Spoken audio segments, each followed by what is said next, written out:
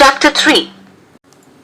అర్జునుడు అనెను, ఓ జనార్దన, కర్మ కంటే జ్ఞానం శ్రేష్టమైనది అని మీరు అనుకుంటే నన్ను ఈ భయంకరమైన కర్మలో ఎందుకు ఉంచారు? మీ ద్వంద్వార్థపు వాక్యాలతో నా చిత్తము భ్రాంతికి గురి అవుతున్నది.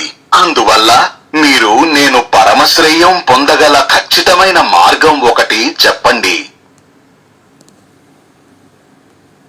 శ్రీ భగవానుడు అనెను, ఓ పవిత్రమూర్తి, ఈ లోకంలోని 2 రకాల నిష్ఠల గురించి నేను ఇంతకు ముందే చెప్పి ఉన్నాను.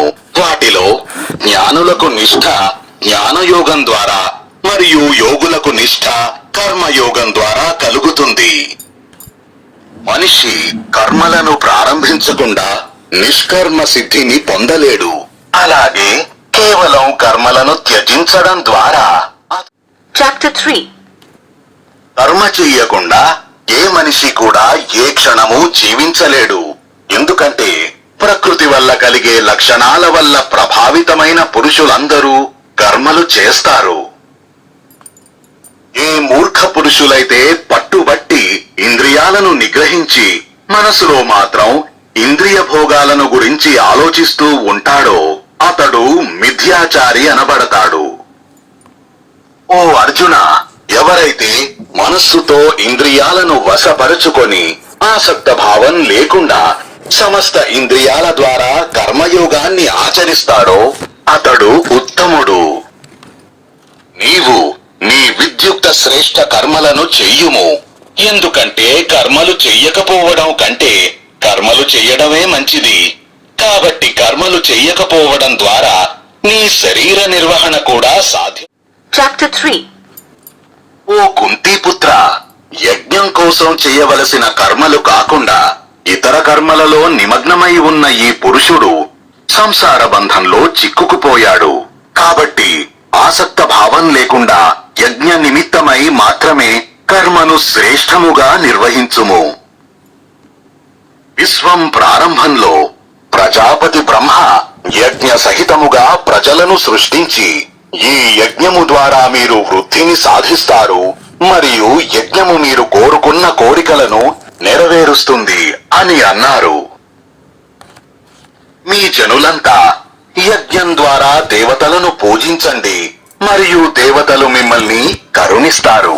ఈ విధముగా మీరు పరస్పరం అభివృద్ధి చెందడం ద్వారా అంతిమ సంక్షేమాన్ని సాధిస్తారు. Chapter 3. దేవతలు యజ్ఞం ద్వారా ఆరాధించబడి నీకు ఇష్ట భోగాలను అందిస్తారు. వారి ద్వారా ఇవ్వబడిన భోగాలను వారికి ఇవ్వకుండానే అనుభవించేవాడు చోరుడు. యజ్ఞంలో మిగిలిపోయిన ఆహారాన్ని తినేవారు ఉత్తమమైన పురుషులు. వారు అన్ని పాపాల నుండి విముక్తి పొందుతారు.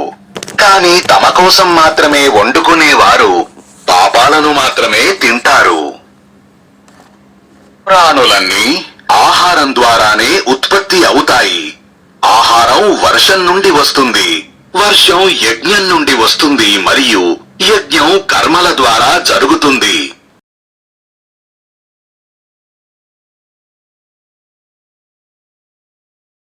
Chapter 3. వేదాల నుండి వెలువడేవి కర్మలు మరియు అక్షర బ్రహ్మ నుండి వ్యక్తమయ్యేది వేదం అని తెలుసుకోండి. అందుకే సర్వత్రా ఉండే పరమాత్మ యజ్ఞంలో అనగా కర్తవ్య కర్మలో నిత్యం విరాజిల్లుతుంటాడు. ఓ పార్థ, ఈ ప్రపంచంలో ప్రచలితమైన సృష్టి చక్రం ప్రకారం నడవని మనిషి ఇంద్రియాల సుఖభోగాలలో మునిగి తేలుతూ పాపమయ జీవితాన్ని గడుపుతూ వ్యర్థంగా జీవిస్తాడు. కాని ఆత్మలో ఆనందాన్ని అనుభవిస్తున్న, ఆత్మలోనే తృప్తిపడే మరియు ఆత్మలోనే సంతుష్టుడయ్యే వ్యక్తికి తనకంటూ ఏ కర్తవ్యం ఉండదు. Chapter 3. కర్మయోగి అయిన మహాపురుషులు స్వార్థం కోసం కర్మలు చేయటం వలన ప్రయోజనమూ ఉండదు.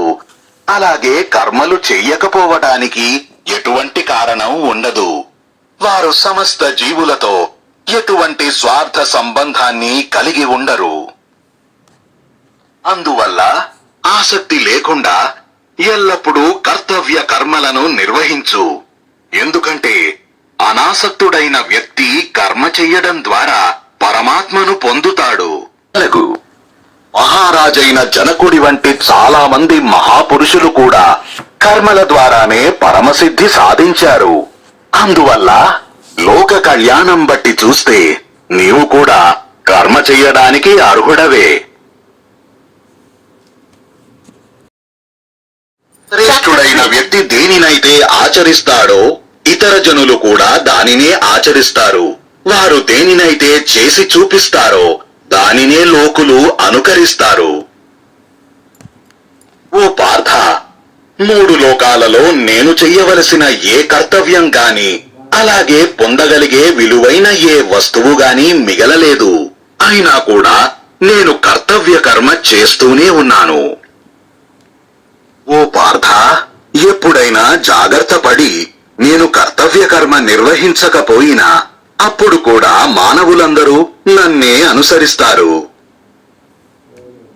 నేను కర్మలు చెయ్యకపోతే ఈ మనుషులంతా నష్టపోతారు, భ్రష్టు పట్టిపోతారు. నేను వర్ణ సంకరానికి కారణం అవుతాను మరియు ప్రజలందరికీ నష్టం కలిగించేవాడిని అవుతాను. Chapter 3. ఓ భరత, అజ్ఞానులు కర్మఫలములో మునిగి ఆసక్తులై కర్మ చేసినట్లే పండితులైన పురుషులు అనాసక్తులై లోక కళ్యాణాన్ని కోరి కర్మ చేస్తారు. జ్ఞానులైన మహాపురుషులు కర్మలలో ఆసక్తి గల అజ్ఞాన మానవుల బుద్ధిని చెదరగొట్టకూడదు. దానికంటే వారు స్వయముగా సమస్త కర్మలను బాగుగా ఉనర్చి అజ్ఞాన మానవులతో కూడా అలాంటి కర్మలనే చేయించాలి. కర్మలన్నీ ప్రకృతి లక్షణాల ద్వారా జరుగుతాయి.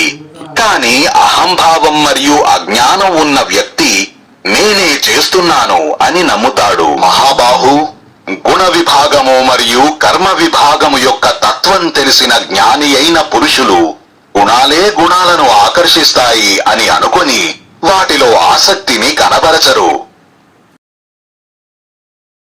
Chapter 3. ప్రకృతి గుణాల పట్ల ఆకర్షితులైన అజ్ఞాన పురుషులు గుణాలు మరియు కర్మల పట్ల మక్కువ పెంచుకుంటారు. అర్థం చేసుకోని అజ్ఞానులు మరియు మందబుద్ధి గల పురుషులను జ్ఞానవంతులైన పురుషులు అయోమయపరచరాదు. నీవు నీ మనస్సును నీయందు ఉంచుకొని సమస్త కర్తవ్య కర్మలను నాయందు అర్పించి కోరిక, అహంకారం మరియు సంతాపరహితుడవై యుద్ధం చెయ్యుము. దోషదృష్టి రహితులై శ్రద్ధాపూర్వకముగా ఎల్లప్పుడూ నా ఈ అభిమతాన్ని అనుసరించేవారు సంపూర్ణ కర్మల బంధం నుండి విముక్తి పొందుతారు. కానీ దోషదృష్టి గల మూర్ఖులు నా ఈ అభిమతాన్ని ఆచరించరు. అటువంటి మూఢ చిత్తము గలవారు నష్టపోగలరని నీవు అర్థము చేసుకొనుము.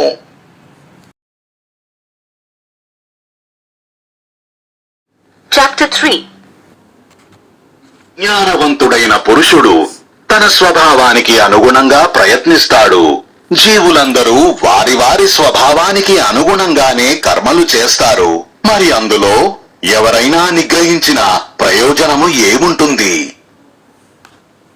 ప్రతి ఇంద్రియానికి తమ తమ విషయాల పట్ల వాటి మనస్సులో రాగద్వేషాలు ఉంటాయి. మనిషి ఆ రెండింటి నియంత్రణలో ఉండకూడదు. ఎందుకంటే అవి అతని శత్రువులు. మన లోపభూయిష్టమైన ధర్మమే బాగా అమలులోకి తేబడిన ఇతర ధర్మాల కన్నా శ్రేష్టమైనది. ఎందుకంటే మన సొంత ధర్మంలో మరణించడం కూడా ఓ సంక్షేమ కారకమే. అదే మరొకరి ధర్మము అయితే అది భయపెట్టేదిగా ఉంటుంది. అర్జునుడు అనెను, ప్రభు, మరి ఈ మనిషి ఎవరి వలన ప్రేరేపితమై ఇష్టము లేకపోయినా అకస్మాత్తుగా పాపాన్ని ఆచరిస్తున్నాడు? Chapter 3. శ్రీ భగవానుడు అనెను, ఇది రజోగుణము వలన జన్మించిన కోరికే. కోరిక వలన కోపం ఉత్పన్నమవుతుంది. ఇది ఎప్పటికీ తృప్తి చెందని ఓ మహాపాపం. నీవు దీనినే శత్రువని తెలుసుకొనుము. అగ్ని పిండము గర్భాశయముతోనూ కప్పబడినట్లే జ్ఞానము కూడా కోరికతో కప్పబడి ఉంటుంది. ఓ కుంతీ కుమారా, అగ్నివలే ఎప్పటికీ తృప్తి చెందని మరియు వివేకము గలవారి నిత్యశత్రువు అయిన కోరిక చేత మనిషి యొక్క వివేకము కప్పబడి ఉంటుంది. ఇంద్రియాలను, మనస్సును మరియు బుద్ధిని కోరిక యొక్క నివాసాలు అని అంటారు. వీటి ద్వారా అవి జ్ఞానాన్ని కప్పి మానవ శరీరాన్ని ఆకర్షిస్తాయి.